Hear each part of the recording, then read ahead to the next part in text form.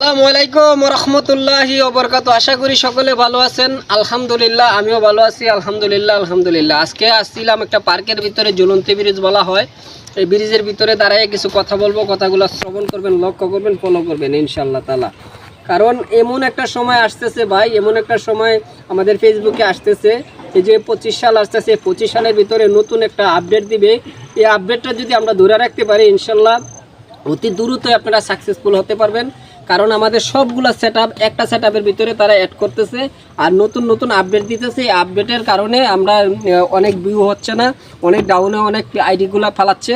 এই কারণে কখনো দুশ্চিন্তা করবেন না, কখনো মন খারাপ করবেন না।